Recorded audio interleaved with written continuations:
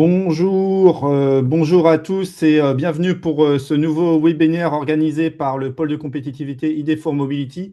Aujourd'hui, le sujet, c'est IoT et IA au service de l'efficacité ferroviaire.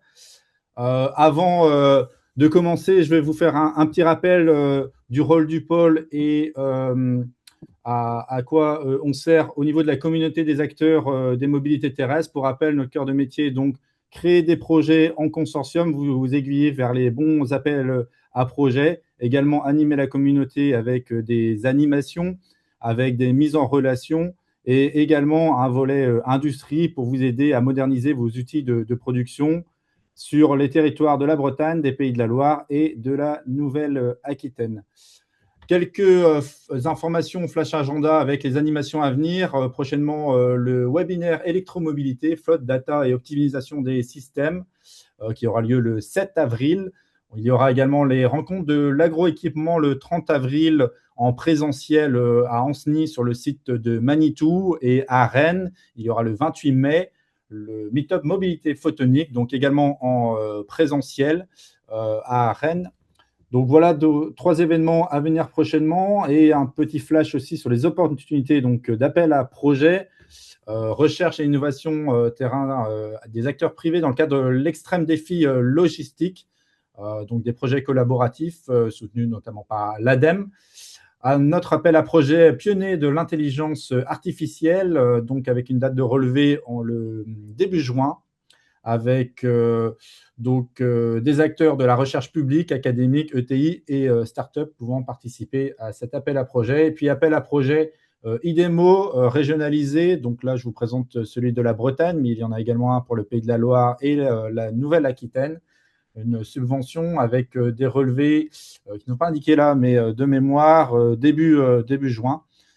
Voilà pour les appels à projets et les flash opportunités. Et aujourd'hui, donc, ce qui nous intéresse, c'est à l'heure de la réglementation européenne TEN-T qui évolue, le secteur ferroviaire accélère sa transformation et nous allons voir comment l'IoT et l'intelligence artificielle optimisent la maintenance, la sécurité et la performance des infrastructures ferroviaires. À travers des retours d'expérience concrets, nous allons découvrir comment les données deviennent un levier clé de la conformité réglementaire et d'efficacité opérationnelle. Donc, co-programme aujourd'hui avec nous Marc Anthony, chef de la division des enquêtes ferroviaires et transports guidés du BEATT, le bureau d'enquête sur les accidents du transport terrestre. Ensuite, nous aurons sur la maintenance du matériel roulant boosté par l'IoT, Philippe Delaharpe, chef de projet R&D télédiagnostic et intelligence artificielle pour la SNCF Voyageurs. Nous continuerons avec les applications INSAR pour la surveillance avancée des infrastructures avec Édouard Boucher et Sarah Poche, du GLSPIR Optimize. Et pour finir, nous aurons capteurs IoT et algorithmes de machine learning pour surveiller le rail et les infrastructures avec Cyril Florent, chargé de mission infrastructure et signalisation du Ferrocampus. Donc tout de suite, puisque vous l'attendez, je vais passer la main à Marc Anthony, chef de la division des enquêtes ferroviaires transport guidé, BEATT. Bonjour Marc, est-ce que vous êtes avec nous?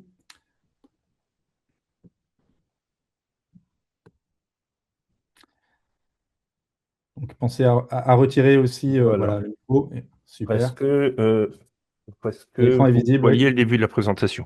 Bonjour à tous. Je voudrais tout d'abord remercier le pôle compétences ID4 Mobility qui organise ce séminaire, d'avoir fait rappel à moi. Alors, comme vous verrez, les slides ont été faits par IA puisqu'on est dans le thème. Ça tombe bien, donc ils sont un peu nombreux, mais je vais essayer d'être assez vite et je serai. Vous m'entendez bien? Oui, Non? Marc, est-ce que c'est possible de mettre en plein écran la présentation? Oui, tout à Parce que fait, ce tout sera à plus fait. visible pour les C'est un personnes qui suivent. bug. Merci. Alors, juste, j'en Ça va profite, il y a un mieux. petit détail que je n'ai pas dit.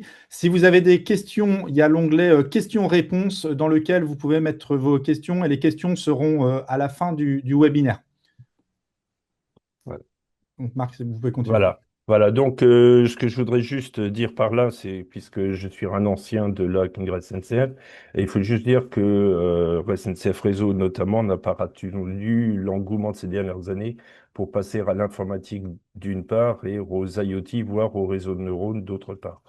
Donc ça date déjà des années 93, où l'on a mis en sécurité la TVM 430, donc là c'est du combinatoire, 95 SIMEL, là c'est des automates de sécurité SI4, 97 PIPC, puis après les autres.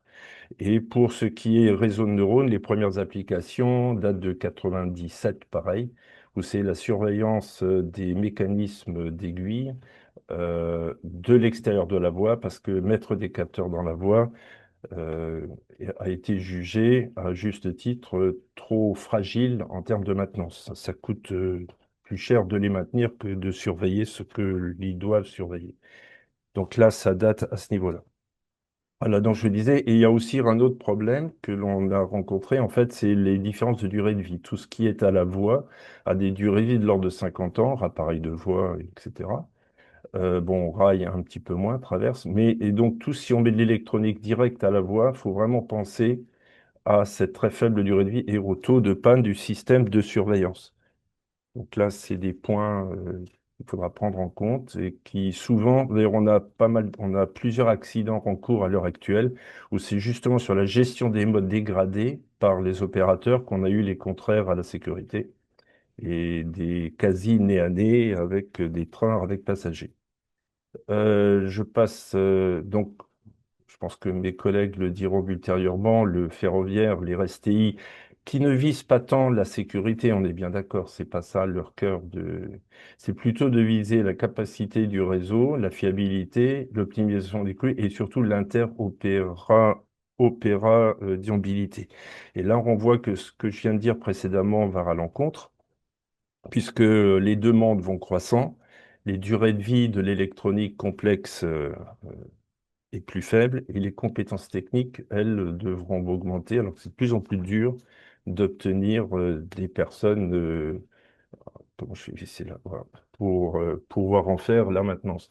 Bien entendu, les IA, avec surtout les IoT placés judicieusement, permettent de passer d'une maintenance basée sur les lois de fiabilité, je pense à du Berthelon, Weibull, Co, optimisation entre renouvellement et maintenance sur la foi des lois de fiabilité. Donc, quasiment 90% des équipements de signalisation ont été modélisés et c'est comme ça qu'on arrive à définir un niveau de sécurité, mais surtout optimiser la maintenance.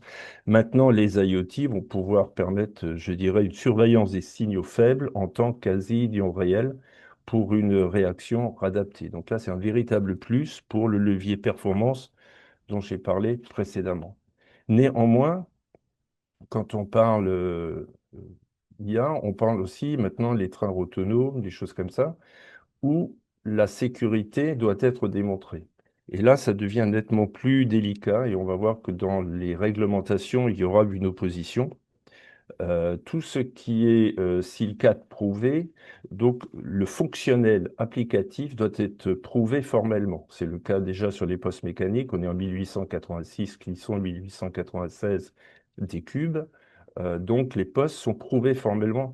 Ce qui est radis, comment dire, ce qui est à 10-9, c'est la réalisation physique de ces équations qui doivent être sans faute. Donc, on a une logique déterministe, des automates concurrents à contrainte, tolérance zéro, on est vraiment, les enclenchements n'ont pas le droit d'être traversés, les invariants de sécurité doivent être respectés, et on est sur des temps longs. Bon, alors là, j'ai mis 50 ans, mais on a encore des postes d'aiguillage Saxby 1900 qui fonctionnent parfaitement et qui ne coûtent pas, qui ont encore une durée de vie peut-être plus longue que les nouveaux postes informatiques.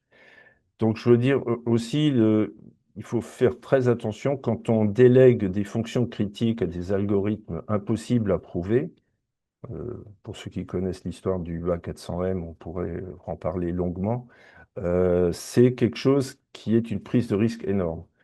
Et c'est pour ça que pour les CBTC, les méthodes formelles sont obligatoires. Et c'est pour ça aussi que maintenant, c'est une des recommandations du BEATT, c'est que tous les développements de systèmes nouveaux SIL4 doivent faire l'objet d'une preuve formelle. Ça a été accepté par les industriels.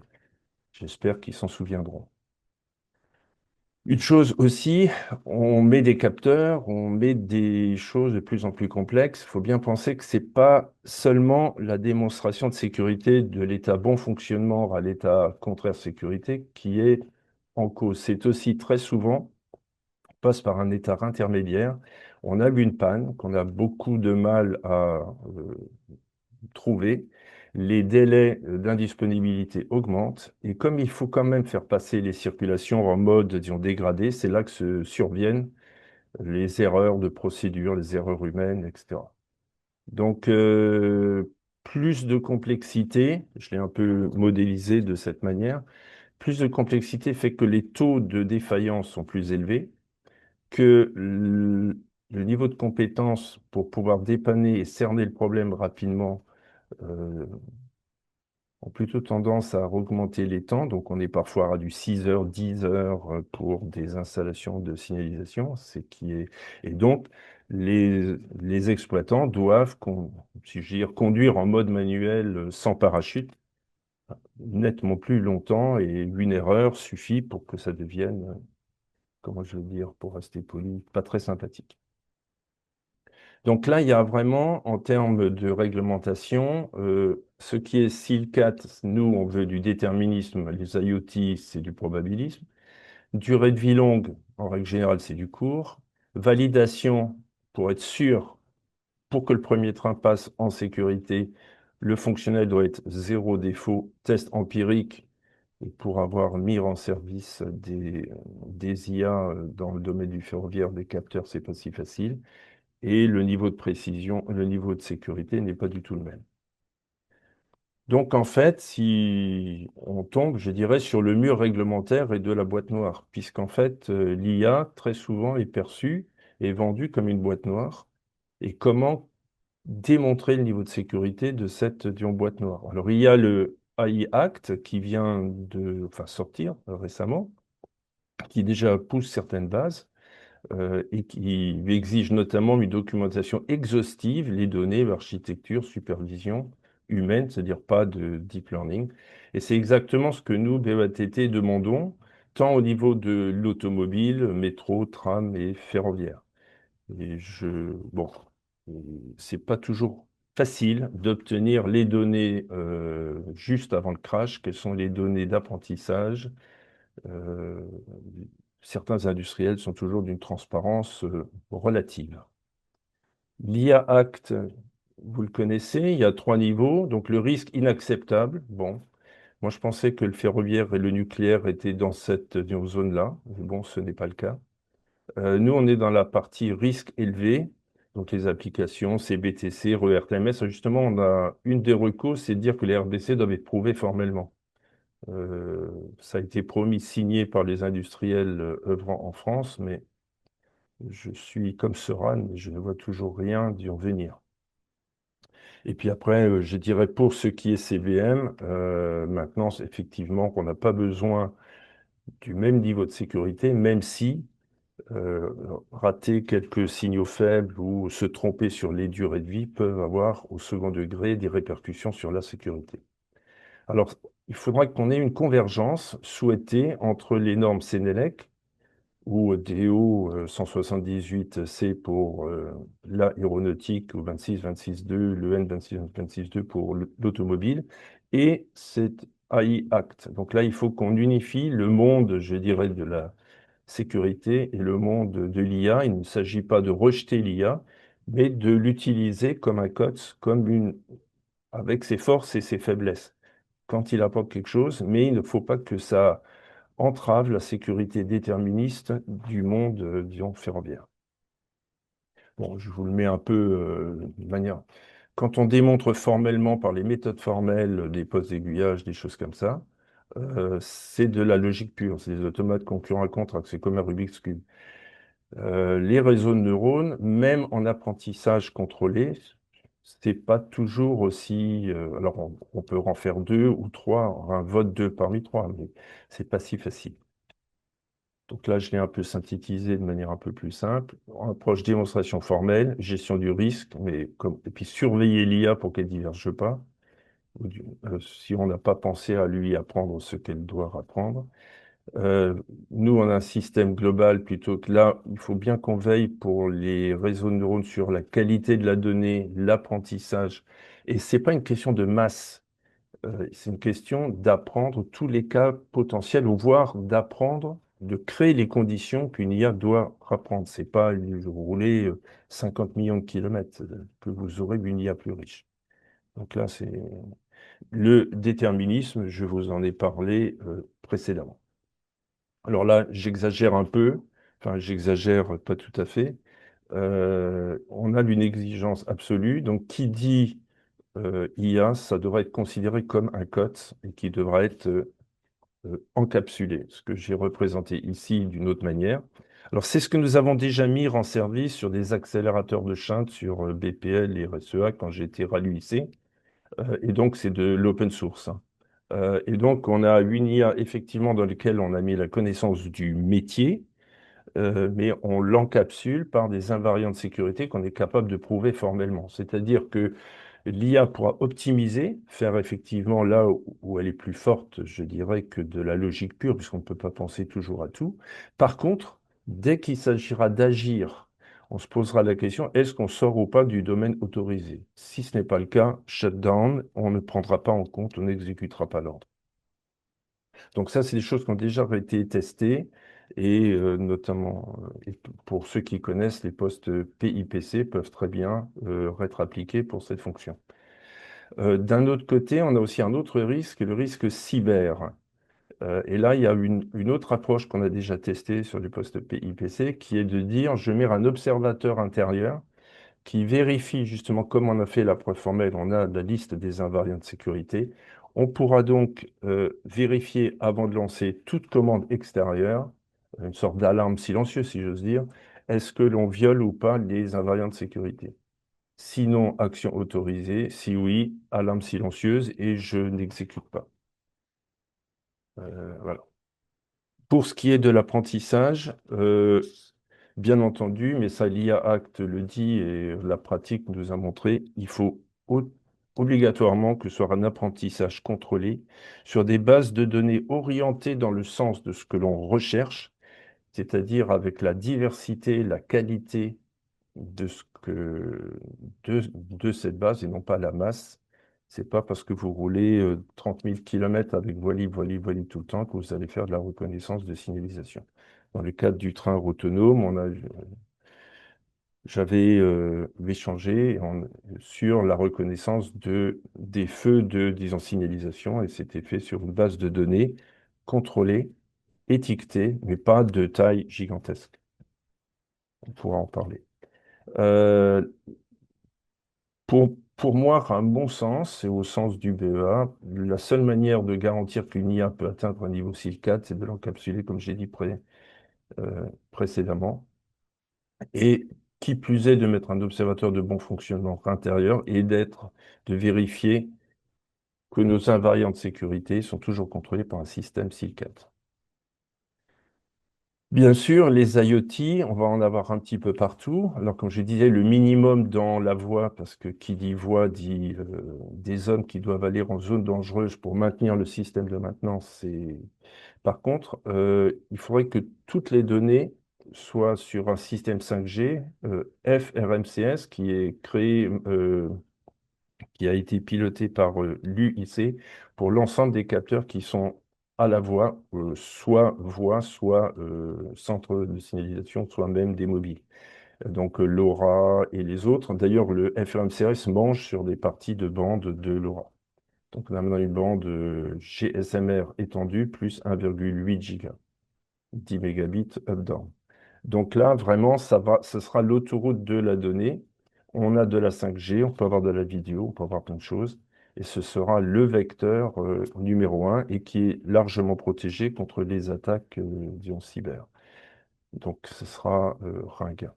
Par contre, je voudrais quand même, avant de finir, rappeler quelque chose, c'est que avoir plein de données, ça ne suffit pas. Et quand je dis ça ne suffit pas, chaque fois que les gens ont voulu le faire, y compris certaines thèses, ça ne marche pas. Il faut en même temps, bien sûr, les données, mais il faut aussi l'expertise métier. Or, plus il y aura d'IA, moins il y aura d'expertise métier. Comment fera-t-on évoluer les IA? Donc là, il y a un antagonisme qu'il faudra gérer. Et les IA que j'ai vues fonctionner sont toujours un partenariat très étroit entre l'expertise métier, mais vraiment profonde, et les gens du monde de l'informatique. Et j'en arrive presque à la fin. Mon rêve, voilà, serait de faire travailler ensemble, bien sûr, dans une efficacité opérationnelle la plus élevée possible et réduire, comment dire, notamment basé sur FMCS, qui sera notre fil d'ion conducteur. Tout ce qui est SIL4, il ne faut pas réduire le niveau de sécurité à ce que certains appellent un safety common level. Il faut vraiment qu'on ait notre niveau de sécurité. C'est pas la sécurité prise en amont ne coûte pas cher. Il suffit de mettre des axiomes mathématiques dans ce que l'on construit pour pouvoir apporter les démonstrations. Par contre, si vous ne le faites pas, un rattrapage ultérieur sera nettement plus onéreux, voire même impossible à réaliser. C'est le cas du Smart Lock 400, SSI, etc., etc. Et vous avez un cadre IAC qui maintenant nous guide quand même, bon, même s'il n'est pas parfait, nous guide quand même largement. Si on a un niveau de sécurité relevé, il y a tout un ensemble d'obligations et franchement, au niveau du BEA, on est très content de ça, puisqu'il faut vraiment que l'on ait toutes ces données pour évaluer si c'est le système technique qui a merdouillé, est-ce que c'est l'apprentissage, est-ce que c'est la logique. Enfin voilà, il y a tout un ensemble de choses. Et donc, il faut qu'on arrive vers une convergence normative de deux mondes, du Sénélec et de AI. Et j'en arrive à la fin, j'aime bien toutes ces images faites par l'IA générative. Il faut qu'on maîtrise la donnée, c'est-à-dire qu'il nous faut un tiers de confiance. Pour moi, c'est le gestionnaire d'infrastructure, mais il faut que ce soit donné par le, disons, législateur, avec des droits et des devoirs, pour, pour mettre en qualité, en cohérence spatio-temporelle toutes les données requises, partager à qui en a le droit. J'ai pas dit partager tout, mais et là, il faut vraiment que les données soient de qualité. Si c'est pas le cas, l'IA derrière va faire n'importe quoi. Donc là, autonomie, oui. Maintenance préventive, oui. On passe par FRM16 pour tous les capteurs en voie, mais il y a vraiment une nécessité d'un tiers de confiance robuste. Et ma dernière slide, de l'IA et de l'IoT, ce n'est pas une fin en soi. Il ne faut pas le faire parce qu'on a envie de le faire, parce que c'est à la mode de le faire, mais simplement pour ce que ça rapporte là où les techniques simples, les techniques robustes, éprouvées, ne le permettent pas. Il ne faut pas sacrifier notre héritage sécuritaire absolu. Comme on dit, les règlements parfois sont écrits par lettres d'ion de sang. Et il ne faut pas oublier le sang qui a été versé dans les décennies ou les années passées. Pour votre mémoire, en 6 ans, 85, 91, 12, en 6 ans, on a eu 6 accidents qui ont fait 166 morts. Rappelez-vous. Donc, on a toujours cette épée de Damoclès. Soyons toujours conscients de notre responsabilité. C'est pas pour autant qu'il faut rejeter l'IA et l'IoT, mais l'utiliser de manière la plus efficace et safe. Voilà, j'en termine. J'espère n'avoir pas été trop long. Un grand merci pour Marc du BEATT. Et on va enchaîner tout de suite avec Philippe Delaharpe de SNCF Voyageurs. Philippe, si c'est possible de partager l'écran. Voilà. Eh bien, ça devrait être le cas d'ici quelques secondes. Vous allez me dire quand vous le voyez. Ouais. Alors moi, hop. C'est bon? Alors, moi, de mon Oui, c'est côté, parfait. C'est bon. OK. l'onglet Windows qui s'était ouvert. Ok, super. Merci pour parler de la maintenance du matériel roulant boosté par l'IoT. Merci, Oui, Philippe. merci à vous. Oui, puisque maintenant c'est exploitation, c'est des sujets data parce que le réseau, les matériels roulants, les équipements utilisés produisent de la donnée. On produit aussi de la donnée par les humains quand il y a des actions de maintenance, quand il y a des actions d'exploitation, du retour d'expérience. Donc c'est forcément des sujets sur lesquels on va penser nouvelles technologies pour mieux collecter la donnée et pour mieux l'exploiter, avec toutes les réserves qu'a pu évoquer Marc-Anthony et que évidemment on a en tête, la sécurité d'abord. Euh, pour qu'on puisse bâtir de l'efficacité, il y a toute une chaîne de valeur. C'est-à-dire qu'il faut commencer par récupérer la donnée, et évidemment le faire à un coût acceptable, faire en sorte qu'elle soit utilisable, c'est-à-dire qu'elle soit propre, qu'elle soit alignée, contextualisée et complètement assortie de son contexte d'utilisation et des métadonnées. Et enfin, il faut pouvoir la valoriser. Et pour la valoriser, il y a tout un tas d'étapes d'exploitation pour ensuite prendre une décision d'agir ou de ne pas agir, hein, c'est-à-dire par exemple maintenir en service un élément parce qu'on estime que son comportement est suffisamment satisfaisant pour pouvoir intervenir plus tard. Et donc choisir quelque part la bonne action, ça nécessite la mise en œuvre de toute une chaîne et donc un certain nombre d'investissements. Et donc cet aspect économique est particulièrement prégnant pour la récupération de la donnée, c'est-à-dire notamment l'IoT. Donc l'IoT apporte quelque chose de supplémentaire au sens où poser juste un objet connecté quelque part, ça permet à coût, je dirais très limité, de récupérer une donnée. Et donc pour une donnée critique, ça a tout son sens de poser un capteur qui est directement connecté au réseau, qui va directement envoyer la donnée pertinente. Ça permet de s'affranchir des effets de seuil qui sont extrêmement péjorants quand on veut récupérer des gros flux de données. Si vous devez vous interfacer avec un système existant, encore plus un système de sécurité, vous allez avoir des frais fixes extrêmement élevés. Et donc, il faut choisir le bon équilibre entre beaucoup de données, mais dans ce cas-là, ça sera cher, ça peut être pertinent, et je dirais juste la donnée critique dont vous avez besoin. Et évidemment, ça va dépendre du contexte d'utilisation. Si c'est juste une donnée critique, ça peut être la maintenance qui finance. Si vous devez aller faire du CBM étendu sur tout un train ou tout un poste d'aiguillage, il va falloir le prendre en compte, si possible, dès la conception, ou avoir vraiment un financement qui résulte soit d'une opération planifiée de rénovation-transformation, soit vraiment d'un gain opérationnel très très fort. Voilà. Alors, c'est pas du concept, hein. Maintenant, c'est quelque chose qui est tout à fait en production. Des objets connectés côté SNCF Voyageurs, on en a déployé par milliers et on continue d'en déployer. Vous pouvez voir des applications pour des besoins aussi variés que, je dirais, assurer que l'engin peut démarrer. Hein. C'est voilà, est-ce que la batterie de démarrage est encore suffisamment vaillante ou le réservoir de lancement. Voilà, des sujets d'aide à vigiler la sécurité sur les portes corail. Donc on supervise la bonne fermeture des portes pour permettre une intervention immédiate du contrôleur et par la suite de la maintenance au cas où on a une porte qui s'est pas verrouillée correctement sur ce vieux matériel, qu'il n'était pas question de recabler avec des automates et tout évidemment, et tout un tas de fonctions qu'on va surveiller sur les TGV qu'on est en train de rénover aujourd'hui et donc qui vont être de plus en plus équipés. Alors ça va pas les transformer en TGVM, mais ça va permettre de surveiller tout un tas de fonctions à fort impact. Et donc voilà, ça permet vraiment d'aller récupérer des données immédiatement utilisables et particulièrement critiques pour l'exploitation ou pour la maintenance. Donc vraiment, l'objet connecté, c'est quelque chose qui permet de répondre à des besoins ciblés. Alors maintenant, si on veut de la donnée en grand pour aller transformer le schéma de maintenance, comme j'ai dit précédemment, ça reste coûteux. Mais il faut savoir qu'il y a un changement de contexte réglementaire.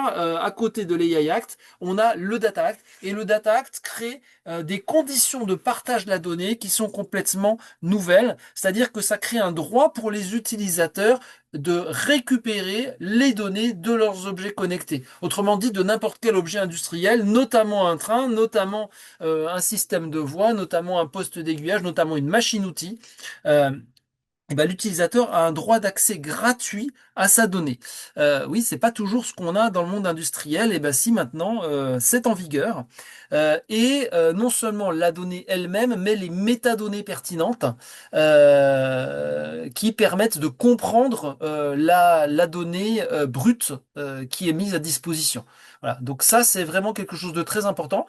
Ça ne péjore pas, je dirais, ceux qui veulent offrir de la maintenance prédictive en développement des algorithmes complexes, etc. Donc ça, c'est pas concerné. En revanche, la donnée brute, bah, on crée un marché concurrentiel sur lequel on va pouvoir non plus recourir uniquement aux fabricants de son équipement de climatisation ou de sécurité, mais à un tiers qui va pouvoir exploiter la donnée, donc soi-même si on est compétent, ou une société dédiée. Donc ça, c'est un changement majeur et qui va changer l'économie de l'accès à la donnée de fonctionnement. Et alors avec ça, bah, une fois qu'on a ça, bah, avec de la donnée très abondante, on va pouvoir l'augmenter, on va pouvoir augmenter l'efficacité, et notamment par du machine learning. Donc là, c'est un exemple typique pour faire de la maintenance prédictive. Avec du clustering de données, on va déterminer beaucoup plus vite les critères pertinents d'analyse de l'état d'un système. Et ensuite, l'humain va permettre de remettre des étiquettes sur ces groupes de comportements homogènes des systèmes et donc de définir beaucoup plus rapidement les critères utilisés pour la maintenance prédictive. Alors, c'est une accélération, je dirais, par apprentissage automatique, qui ensuite est validée par l'humain et donc qui permet ensuite d'avoir un système fiable, complètement déterministe, mais dont la découverte a été beaucoup plus rapide grâce au système d'IA. Une autre utilisation ensuite, bah, ça va être une fois qu'on a tous ces systèmes, quelque part on complexifie malgré tout l'opérationnel. C'est-à-dire que bah, on va avoir beaucoup plus de choses qui sont déterminées, non plus un rendez-vous de maintenance pour le train, mais des rendez-vous optimaux de maintenance pour chaque élément du train. Donc ça veut dire une explosion combinatoire de la programmation avec laquelle il faut matcher les ressources disponibles, les pièces, les compétences, les voies, et tout ça sans trop péjorer la disponibilité des trains, parce qu'évidemment, si on fait rentrer le train un jour pour maintenir toutes les portes, c'est pas la même chose que de dire, oui, alors l'idéal, ce serait que la porte 1, on la maintienne la semaine prochaine, la porte 2, ce serait dans 8 jours, la porte 3, bah, le mois prochain, la porte 4, alors celle-là, il faudrait la maintenir tout de suite. Voilà, il faut retrouver des regroupements intelligents. Et donc ça, bah, c'est aussi des solutions d'optimisation qui doivent nous permettre de mieux gérer ces choses-là. Évidemment, à la fin, il n'est pas question de dépasser les butées, donc on reste, comme le disait Marc, sur une boîte qui va mettre des limites dures, mais à l'intérieur de la boîte, on va laisser l'IA proposer des solutions d'optimisation et aider l'humain à choisir de façon beaucoup plus efficace dans toutes les solutions possibles qu'il est quand même très difficile d'explorer quand il y a un espace combinatoire trop important. Voilà. Donc en résumé, avec l'IoT, ben, on a beaucoup plus d'opportunités de récupérer de la donnée pour laquelle il n'y a pas de capteur ou pour laquelle elle n'est pas disponible. Et avec l'IA, on a une capacité à analyser beaucoup plus vite cette donnée pour la valoriser, mais tout ça en respectant un cadre d'évolution réglementaire qui nous permet de ne pas faire de bêtises. Merci beaucoup pour votre attention et je passe la parole à l'intervenant suivant. Merci beaucoup, Philippe, pour cette intervention. Du coup, maintenant, on va parler des applications INSAR pour la surveillance avancée des infrastructures avec Édouard Boucher et Sarah Poche du JL Spire Optimize. Je pense que vous êtes en train de préparer votre Oui, partage d'écran, exactement. Édouard. Je partage l'écran et dites-moi quand vous le voyez. Super, Bon, merci. C'est bon, c'est visible, ouais. Parfait. Ben, bonjour David, bonjour à tous. Et merci de l'invitation à présenter notre travail dans ce webinaire. Nous sommes Sarah et Edouard de Optimize et notre métier, c'est d'utiliser la géoscience, les données spatiales et l'IA pour surveiller les infrastructures et le risque naturel qui les menace. Alors pourquoi? Parce qu'on livre ces informations aux gestionnaires des infrastructures pour que derrière, ils puissent prendre des décisions de maintenance préventive ou d'adaptation. Et ce qu'on va vous montrer aujourd'hui, c'est comment on utilise la donnée radar satellitaire pour surveiller ces infrastructures et en particulier les infrastructures ferroviaires.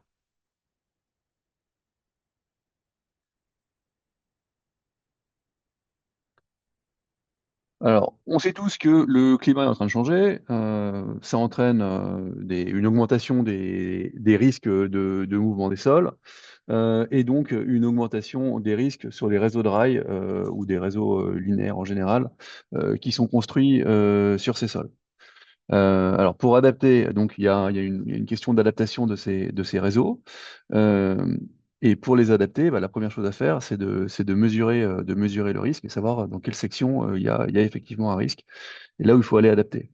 Alors pour mesurer ces risques, bah, on peut imaginer une solution classique de capteurs IoT sur les voies. Les technologies existent, mais c'est un énorme défi puisqu'il y a des milliers de kilomètres à équiper et en partie dans les zones reculées. Et puis on arriverait rapidement à une limite économique, tout simplement avec la taille du réseau. Donc l'IoT traditionnel, c'est puissant, mais c'est ponctuel. Parce qu'un capteur va mesurer un nombre très précis sur une voie, mais il manque une vision d'ensemble. Euh, Quand on parle de réseau linéaire, intervient la géoscience et la donnée spatiale. Et Euh, notre objectif, et, Édouard, alors je ne sais pas pour ouais, les autres, mais le son est très très hop, haché. on est Alors pas on là. entend, Alors, on comprend, mais s'il y a peut-être, je sais pas, eu un je vais mouvement. essayer est-ce que c'est bien? J'essaie d'approcher mon micro un maximum. Ouais, pas beaucoup. Voilà. On, Attendez, je vais on essayer de comprend changer. malgré tout, hein, on Je comprend. vais, je vais- je vais essayer de changer le setting du micro. Alors, je ne sais pas utiliser Zoom, mais Allez, quelqu'un me confirme hein, que le son le est son est mauvais. effectivement. il- Ça grisait un petit peu au début, mais bon, c'était très compréhensible. Il y a eu un petit temps où c'était. Est-ce, Allez-y. est-ce que c'est mieux? Ah, c'est Je viens beaucoup de mieux. changer le micro. C'est beaucoup mieux, c'est D'accord. beaucoup mieux. En fait, c'était le micro, c'était pas la connexion. C'est beaucoup mieux. D'accord, bon, on va essayer comme ça. Euh, oui, donc je disais que notre objectif, c'est de rendre la donnée géospatiale et la donnée géoscience aussi facile à utiliser qu'un capteur IoT, en fait, comme un stream de données, comme vous auriez un stream MQTT avec ce type de capteur. Et pour ça, alors la technologie principale qu'on utilise, c'est l'INSAR. Alors c'est un acronyme anglais qui veut dire interférométrie radar à synthèse d'ouverture. Et ça permet, alors avec des traitements depuis l'espace, mesurer les déplacements du sol de façon assez fine. Parce que, alors d'abord, contrairement à une photo satellite, le radar, ça mesure des déphasages d'ondes, ce qui permet d'avoir une précision millimétrique. Et aussi, contrairement à une photo satellite, bah, le radar traverse les nuages, il fonctionne la nuit. Donc on a des données systématiquement à chaque passage du satellite, ce qui est tous les 6 à 12 jours en fonction de la constellation. Et à partir de ces données satellitaires, on peut recréer l'équivalent de capteurs virtuels qui seraient disposés le long de la voie. Donc il n'y a rien à installer sur le terrain, il n'y a pas de batterie à changer, il n'y a pas de câble à tirer. Il n'y a pas non plus de satellites à lancer, puisque ces satellites existent déjà, ils sont déjà dans l'espace, et les données INSAR sont téléchargeables sur Internet. Alors il y a quand même une difficulté, c'est que la donnée brute INSAR, c'est de la donnée satellite très complexe, et pour la transformer en série temporelle de déplacement du sol, pour une coordonnée géographique donnée, bah, ça n'est rien d'évident, il y a beaucoup de traitement, et le traitement va dépendre des variations atmosphériques, il va dépendre de la topographie, de la végétation, l'humidité du sol, si c'est de la glace, si c'est de la neige, puis généralement tout changement important sur la surface du sol, donc il faut la mélanger avec d'autres données. Donc pour faire cette transformation, voilà, on croise avec d'autres sources de données, et puis un modèle géoscience et du machine learning. Et c'est là que se situe notre expertise, c'est rendre cette transformation complètement transparente pour les exploitants d'actifs, de façon à ce qu'ils aient bah, voilà, juste la donnée qui les intéresse, qui serait le déplacement du sol. Alors, un gros avantage d'utiliser les satellites qui sont déjà dans l'espace, c'est que on peut revenir dans le temps, parce que le satellite, bah, il produit de la donnée potentiellement pour le passé.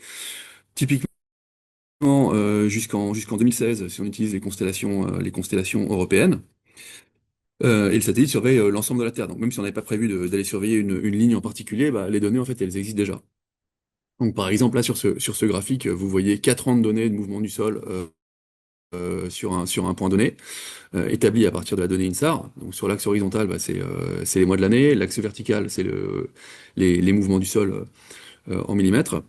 Et chacune des courbes, c'est des années différentes. Donc comme ça, on peut comparer d'une année sur l'autre le comportement spécifique de la voie. Si par exemple il y a eu un événement bah, qu'on va espérer exceptionnel, comme une sécheresse ou une inondation, et voir comment la voie se comporte différemment. Voilà, je vais vous montrer un exemple d'utilisation de l'INSAR. Alors c'est pendant la phase de construction, enfin avant la construction d'une voie de chemin de fer. Donc ça, c'est un projet en Uruguay. Et on a analysé les mouvements du sol sur 10 ans, sur le tracé prévu de la voie. Donc là où c'est rouge, enfin, on va dire orange foncé, le sol a beaucoup bougé pendant ces 10 dernières années. Et là où c'est vert, il a bougé beaucoup moins. L'objectif du donneur d'ordre, c'était pour comprendre les risques de mouvement sur le terrain où il allait construire sa voie et potentiellement s'adapter, par exemple changer le tracé ou prévoir des travaux de génie civil ou de.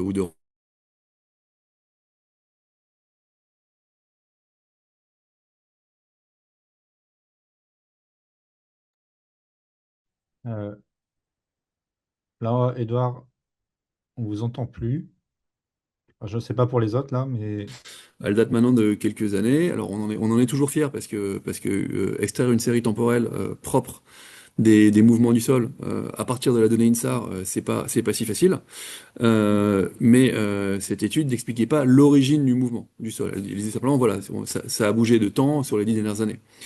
Alors depuis, on a continué le travail et on est capable de faire beaucoup plus aujourd'hui. On est maintenant capable, avec le machine learning et la fusion de données météo et géologiques, de décomposer la magnitude de mouvement à un point donné qu'on aurait extrait avec l'INSAR en différentes composantes qui sont dues à différents phénomènes. Par exemple, une composante tassement des sols et une composante retrait-gonflement argileux.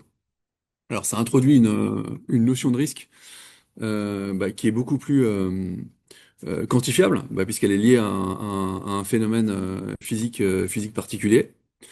Et l'année dernière, on est allé encore plus loin, parce qu'on a créé un outil de scoring qui fait le lien entre les données techniques d'une infrastructure ou d'un bâtiment en particulier et l'aléa auquel elle est exposée, donc les mouvements du sol dus à différents phénomènes physiques, euh, et établir un score de risque entre les deux. Alors aujourd'hui, ce scoring, on l'a pas encore déployé sur des infrastructures linéaires type ferroviaire. C'est un test qu'on fait avec des assureurs sur leur parc immobilier. Euh, voilà. C'est pour ça que ce que vous voyez là sur l'écran tout à droite, c'est des petits carrés. En fait, c'est des maisons avec différentes couleurs qui correspondent au niveau de risque sur ce parc immobilier. Donc le produit final, c'est un niveau de risque qui est quantifié bah, pour l'infrastructure, ou donc quand ce sera pour le cas d'une infrastructure linéaire, ce sera des sections de l'infrastructure linéaire. Donc c'est un modèle prédictif avant que des dommages apparaissent. Alors là, c'est une étude alors c'est de faisabilité pour l'adaptation de ce modèle au ferroviaire qu'on a fait avec Ferrocampus sur la ligne de train entre Saujon et la Tremblade en Nouvelle-Aquitaine. Et la ligne passe par une zone marécageuse qui est représentée en bleu sur la carte. Et c'est intéressant parce que l'eau a un impact assez fort sur le système. Euh, et là, on a pu extraire deux tendances. On a une tendance, donc, ce que vous avez, hein, les points bleus en haut à gauche, c'est la série temporelle brute. Et on a pu extraire une tendance due au tassement des sols, euh, pluriannuel, donc qui est linéaire bon, les sols, a priori, ils se tassent, ils regonflent pas sur le long terme. Et une tendance saisonnière où le sol va se contracter en été et gonfler en hiver. Alors ça peut être pour différentes raisons. Et à partir de ces deux tendances, on identifie des risques de rupture, c'est-à-dire des phases de changement de régime où on va avoir une accélération ou un changement de tendance. Euh, et on identifie aussi, à partir des mouvements saisonniers, plus une corrélation météo, qu'est-ce qui est dû au retrait gonflement argileux spécifiquement. Et ça, c'est les résultats que vous voyez à droite. Donc la carte en haut à droite, c'est uniquement les risques, c'est pas tout à fait les risques là, la magnitude du mouvement des sols dû au tassement, et la carte en bas, c'est la magnitude de mouvement dû au RGA. Et ce qui est intéressant, c'est que euh, c'est pas les mêmes niveaux pour les deux phénomènes. Vous voyez, les sections rouges sont pas disposées au même endroit. Alors pourquoi on fait ça? L'objectif à la fin, c'est d'avoir de pouvoir faire une inspection type CBM en allant prioriser les zones spécifiques du linéaire qui ont été déclarées enfin identifiées comme instables, et pouvoir détecter ces risques de façon le plus en amont possible. Euh, voilà, tout ça en utilisant un satellite, donc sans avoir d'infrastructure à déployer sur le sol. Et je vous remercie.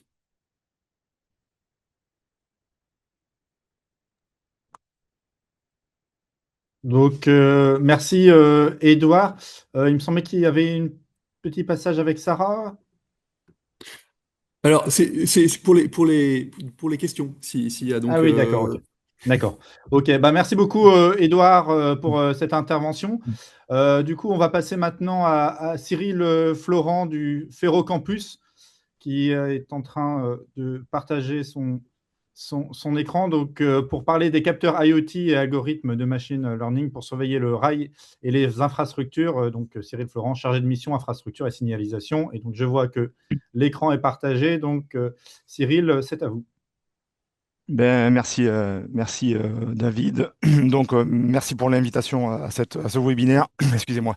Donc effectivement, je représente Ferrocampus. Donc Ferrocampus, rapidement, en fait, on est une association donc qui a été créée en 2020, suite à des échanges entre notre président de région, Monsieur Alain Rousset, et l'ancien président de la SNCF, Monsieur Jean-Pierre Farandou. L'idée était de construire, de concevoir un écosystème pour la formation et l'innovation ferroviaire, quoi.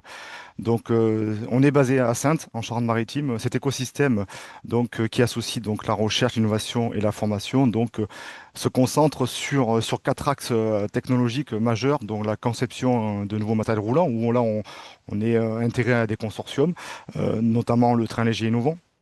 Sur la signalisation aussi, c'est un axe majeur, avec un autre consortium où on est intégré aussi avec la nouvelle civilisation frugale ferroviaire, piloté par Hitachi Rail, et un autre dont je vais vous parler, qui est la digitalisation et la maintenance. Et enfin aussi un autre axe qu'on souhaite développer, où on travaille donc avec les académiques, c'est sur l'utilisation des matériaux durables, légers et recyclables. Donc pour cela, on dispose de différents moyens, hein. Donc pour pouvoir venir expérimenter, donc on a des sites qu'on dit d'expérimentation, différents lieux où on collabore donc avec des gestionnaires d'infrastructures parce qu'on n'a pas d'infrastructure, donc on vient collaborer avec eux. On a des moyens aussi physiques avec un train léger, pardon, un TER qui circule sur les l'étoile de Limoges, qui sert donc à créer, à tester des nouveaux modèles qui sont utilisés par différents consortiums pour des modèles IA par exemple aussi sont à l'intérieur. Donc on a des capteurs embarqués dedans. Et on a conçu aussi un véhicule, qu'on appelle le Scan 2R, qui est un rail route, qui permet donc un véhicule léger qui permet d'aller scanner rapidement sur les voies. Donc c'est un petit peu l'objet de ma présentation aujourd'hui, c'est que euh, je vais vous montrer comment Ferrocampus collabore avec les acteurs du ferroviaire, et je vais prendre l'exemple d'un projet dans lequel nous sommes associés, qui est le projet Simon. Le projet Simon, pour ceux qui ne connaissent pas, c'est un projet qui a été financé suite à l'AMI 2025, donc l'AMI Corifère 2, labellisé par ID4 Mobility et financé par BPI France, ce consortium. Donc, Simon qui veut dire surveillance intelligente et maintenance optimisée des réseaux non structurants. Donc, il y a 6 partenaires. Donc, Rallium, l'IRT Rallium qui est chef de file de ce projet. On va retrouver l'Académie Bordeaux INP, Viapix, Railway, Sclé et Sphéris. Et sous Bordeaux INP, en fait, on va retrouver donc des collaborateurs dont on fait partie. Donc le CATI, l'Université de Pau, TRI, quoi, l'EXI, le Labri et l'IMS. Donc voilà, donc Ferrocampus dans ce consortium met à disposition donc des lieux pour venir capter donc de la donnée dont on aura besoin pour faire travailler ces modèles et aussi donc met à disposition ce rail route. Donc Xley, lui, dans le consortium, son rôle, ça va être de détecter les défauts de signalisation en tant qu'industriel. Et les deux autres industriels qui sont Viapix et Railway, eux, vont travailler sur les défauts d'infrastructure liés à la voie. Pour cela, ben, des capteurs sont montés sur le véhicule rail-route, des capteurs, voilà, on a des caméras, des lasers, centrales inertielles, etc., GPS. Donc, nous, en fait, on se pose des questions, hein, vous en avez parlé en début de webinaire, donc sur la donnée, sur quand on va collecter la donnée, ben, en fait, on doit quand même prendre des précautions. Donc, on doit se dire que la donnée, ben, on ne vient pas la collecter comme ça. Là, on est dans un projet où l'idée, c'est d'aller scanner les infrastructures pour en sortir un rapport de maintenance, un rapport de recommandation ou de prédiction par rapport à l'état de la voie. Ben, il faut s'assurer que ben, les gestionnaires nous autorisent à venir circuler sur leur voie. Donc, ça peut être des contrats.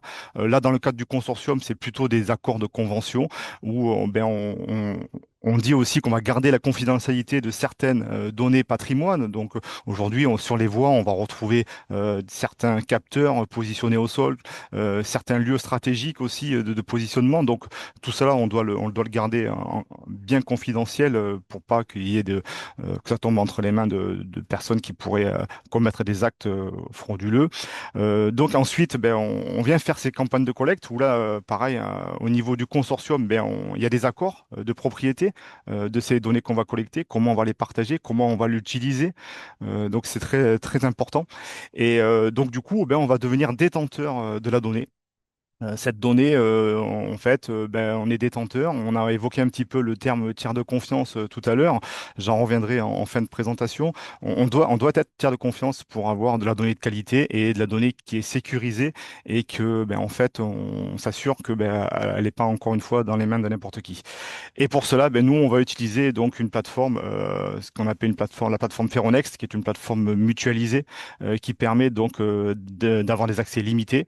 Et donc, on va collecter cette donnée brute. Cette donnée brute, vous l'avez dit, elle va être ensuite transformée, ensuite, elle va entraîner des modèles, elle va permettre la détection des défauts pour pouvoir avoir des recommandations et des prédictions, quoi. Donc, au niveau des détections de défauts grâce à l'IA. Donc l'IA, bon, il y a pas mal de choses qui ont été dites sur l'IA, hein. Donc l'IA, on le sait, elle peut répondre à des enjeux de performance économique, de maîtrise technologique et de transformation sociale et de progrès. Ici, nous, on est plutôt sur une solution innovante qui améliore la sécurité, qui réduit les coûts de maintenance et qui augmente la durabilité et la disponibilité de l'infrastructure. La maintenance prédictive, elle va consister à utiliser des capteurs et des algorithmes pour surveiller l'état des équipements, prédire les pannes avant qu'elles ne se produisent. Là, en fait, on veut vraiment réduire les coûts et le temps d'arrêt pour pouvoir avoir toujours ces trains qui circulent, etc. Donc la surveillance des voies, elle est très importante dans ce projet parce qu'on va installer des capteurs. On peut mettre des capteurs pour collecter de la vibration, pour collecter des défauts de voie, etc., quoi. Voilà. Donc l'idée, c'est vraiment réduire les pannes et planifier donc des opérations de maintenance. La sécurité aussi est importante. On a parlé aussi de la sécurité, donc l'IA elle va permettre ça aussi d'approfondir la sécurité en détectant des anomalies que peut-être qu'on n'aura pas anticipé à l'œil nu par une visite sur chantier, sur le terrain par des agents, parce que la plupart, certaines infrastructures ferroviaires aujourd'hui sont contrôlées par des agents au sol et peut-être que on peut passer à travers de défauts et ben, l'IA va nous permettre aussi d'anticiper, de détecter certaines anomalies qu'on ne verrait peut-être pas à l'œil nu, ou en tout cas qui pourraient, quand on va les voir, ben, serait peut-être trop tard et engendrer des défauts quoi, majeurs quoi, et des accidents. Voilà, donc dans le projet, l'usage de la donnée, elle est faite donc par des experts, hein, experts métiers, hein, qui sont les industriels, via Pix et Railway. Donc ils vont vraiment avoir cette vision expertise, comme l'a dit monsieur Anthony. Donc on se doit d'avoir la donnée, c'est très bien, mais il faut pouvoir l'utiliser et savoir l'utiliser correctement, quoi, et en sortir ce qu'il en est, quoi. Donc tout ça, c'est bien pris en compte par nos experts, en tout cas au niveau des industriels et même au niveau des académiques sur les règles aussi de l'IA Act, comme évoqué. Voilà. Donc, à date, aujourd'hui, dans le projet, l'ensemble des données qui sont collectées et qui sont capitalisées sont ouvertes à l'ensemble du consortium. Peut-être que demain aussi, on a une vision au sein de Ferrocampus qui est la vision bien commun. Pourquoi pas ouvrir certains jeux de données pour pouvoir faire profiter de ça à la filière ou à différents acteurs du ferroviaire, tout en dans le toujours le but de faire progresser la filière. Donc sur le bien commun, hein, donc comme je l'ai dit, c'est faciliter la coopération et le partage de connaissances. L'ouverture de certains jeux peut être intéressante pour enrichir donc cette filière. L'échange de données, hein, je le lis parce que c'est important, l'échange de données entre partenaires, par exemple, au sein d'une filière industrielle permet, je le rappelle, de créer de nouveaux services et donc de générer de nouveaux revenus et d'être mieux organisé dans l'amélioration de sa productivité et sa rentabilité. Donc on est vraiment dans cet axe-là au sein de Ferrocampus, hein. Nous, on va pas capitaliser sur la donnée, c'est vraiment au service des AOM, au service des futurs exploitants qui cette donnée pourrait servir pour justement pour s'améliorer, quoi. Voilà, donc Ferrocampus, voilà, est un peu à la gouvernance, bien évidemment, de sa plateforme. Et donc, on est sur la sécurité et sur la confiance. Et je finirai ma présentation sur la confiance. Ferrocampus veut se positionner en tant que tiers de confiance. Euh, donc la Data Act, donc en fait c'est un règlement européen qui vise donc à faciliter le partage et la réutilisation des données au sein de l'Union européenne. Tout cela en renforçant la confiance et la protection des droits fondamentaux. Donc là, il y a un cadre juridique qui a été créé. C'est un cadre juridique qui est harmonisé pour le partage de la donnée. Et le tiers de confiance doit garantir la qualité des données, comme l'a dit Monsieur Anthony, pardon. Donc voilà, donc et en ce sens, Ferrocompu travaille avec ses collaborateurs pour justement avoir des données de qualité. Ces données peuvent être pré-traitées pendant la collecte, grâce donc aux capteurs qui sont à bord du véhicule Railroute, si je prends cet exemple-là, ou alors après, avant toute analyse ou tout passage par les modèles IA. Donc, on peut aussi faire une grosse analyse et épurer tous les jeux qui n'ont pas, en tout cas, l'utilité, quoi. Voilà.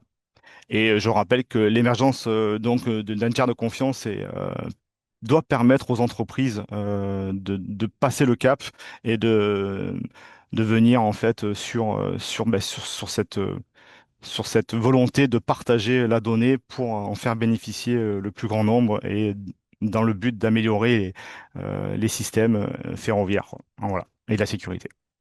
Merci pour votre écoute.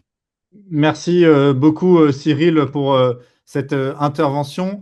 Et alors, pour les personnes qui ont suivi le webinaire, vous allez recevoir un sondage où vous pouvez aussi marquer que vous l'êtes mis en relation avec l'un de nos intervenants. si vous avez aussi des projets. Je regarde les questions-réponses. Alors, comme beaucoup de sujets techniques, on n'a pas eu de questions dans le formulaire, mais j'ai envie quand même de profiter de la présence de Marc Anthony du BEATT pour lui demander une réaction par rapport à ce qu'il a pu entendre, notamment sur ces enjeux de partage de données qui peuvent être à la fois une nécessité de transparence, mais aussi un enjeu au niveau de la sécurité peut-être. Marc? Oui, vous m'entendez? Oui, très Oui, bien. ok. Donc, le partage de la donnée est, à mon sens, un problème, enfin, un sujet très important. Il faut bien voir qu'un certain nombre. Alors, donc, il y a déjà des pays, la Suède, la Norvège, qui ont défini par texte de loi quel était le tiers de confiance pour leur réseau ferré respectif. Donc, dans les deux cas, c'est le gestionnaire d'infrastructure, un service particulier du gestionnaire d'infrastructure, avec des obligations comment dire, de collecter l'ensemble des données, de les mettre en qualité en tant que connaisseur, expert, et de devoir les donner à toutes les personnes, enfin à toutes les entités euh, euh, identifiées ayant droit à accéder à certaines données. Je veux dire, on est bien d'accord, si vous avez un réseau qui comporte certaines données militaires, par les temps qui courent, ces données ne peuvent pas être partagées à n'importe qui. Donc, il y a c'est-à-dire mettre toutes, il y a différents degrés de données. Et ces données doivent être à tout prix étiquetées de manière propre et comment dire, non altérées, non biaisées. Euh, et ça peut sembler facile à dire comme ça, mais c'est pas toujours aussi évident à démontrer. Donc je pense que là, il y a pour le réseau français, pour le moment, sauf erreur de ma part, il n'y a pas eu de tiers de confiance défini par voie légale. Donc la question un peu se pose. Et lorsque je travaillais sur les durées de vie de certains matériels, les industriels voulaient bien collecter les données de retour d'expérience, mais se mettaient en concurrence avec le mainteneur national. Donc on voit aussi qu'il y a euh, il y a des luttes de pouvoir et le pouvoir et la maîtrise de l'incertitude de l'autre. Donc là, il faut vraiment qu'on fixe des règles claires, euh, droites, honnêtes, et notamment quand il se passe un accident, ce qui nous intéresse, c'est de pouvoir accéder à toutes les données antérieures à l'accident, d'apprentissage, de s'il y a des IA, etc.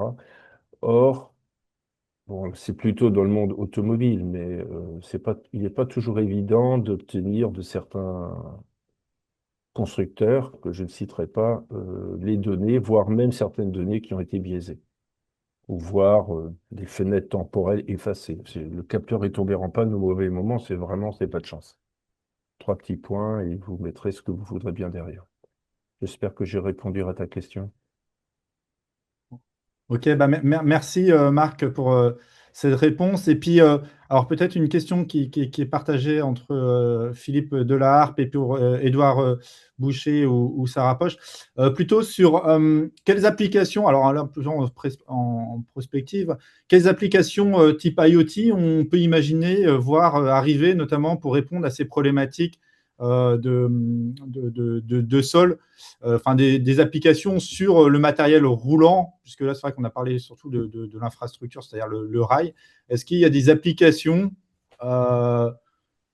embarquées, du coup, sur le matériel roulant aussi pour répondre à ces problématiques de sol qui sont un petit peu dans les cartons en prospective pour lier un peu ce côté, on va dire, matériel roulant, infrastructure? Ouais. Alors, je pense à une chose qui est un peu. Alors, je sais pas si j'ai remis mon oreillette. Je sais pas si vous m'entendez, si vous m'entendez Parfait. bien. Je suis parfait. Euh, Quelque chose qui est en relation avec le satellite qu'on peut installer sur le matériel roulant, c'est le GNSS RT4 précision, donc qui permet aussi d'avoir une latitude, longitude et puis une altitude du matériel roulant, mais avec une précision qui peut être jusqu'à millimétrique. Euh, donc et ça c'est quelque chose qu'on installe sur le matériel roulant. Quand il se déplace sur la ligne, on finit par avoir toute l'élévation de la ligne, et ça serait des données qu'on pourrait croiser avec ce qu'on fait aujourd'hui avec l'INSAR. Alors on le fait pas encore, mais on étudie cette possibilité.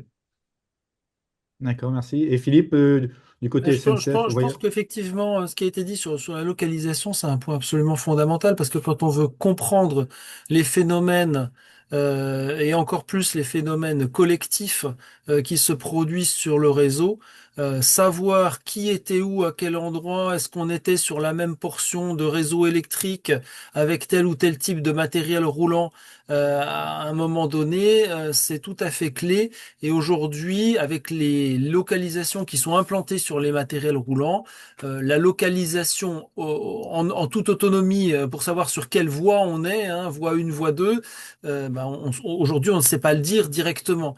Et donc ça nous oblige à fusionner d'autres informations et c'est pas toujours évident. Donc effectivement, des localisations améliorées, ce sera quelque chose qui nous fera beaucoup de bien.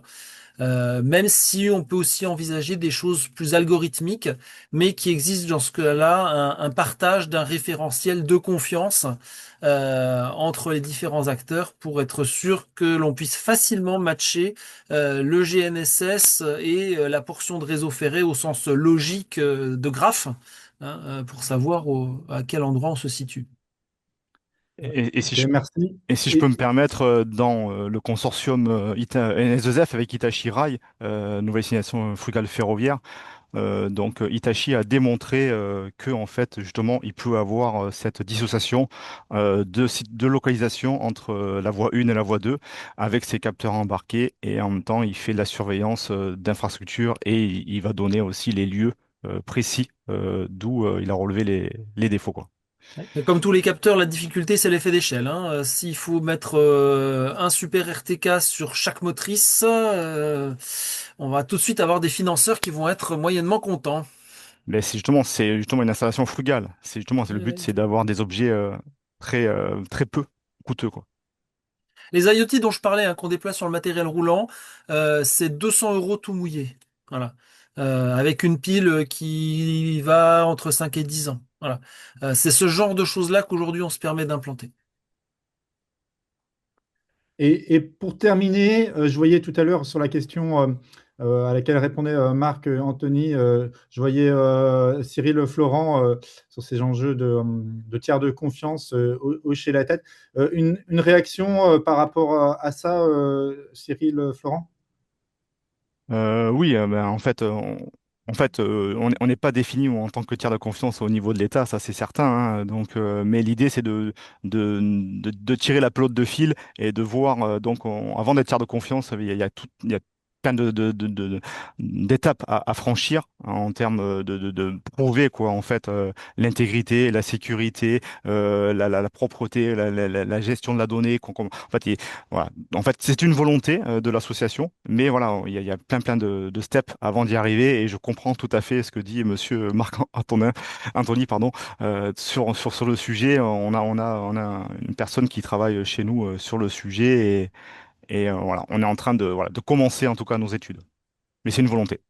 Eh bien, je vous dis merci du coup Cyril, merci Edouard, merci Sarah, merci Philippe aussi et merci Marc d'être venu pour ce webinaire. On va s'arrêter là, on a dépassé de quelques minutes parce qu'on avait envie de continuer, mais je sais qu'il y a des contraintes derrière. Donc, je vous souhaite une bonne fin de journée, un bon appétit puisque c'est l'heure d'aller se restaurer. Et merci à tous d'avoir participé à ce webinaire et je vous dis à bientôt. Au Merci revoir. beaucoup. Et Au au Merci à revoir. revoir. tous. Au revoir. Merci, au revoir. Faut pas.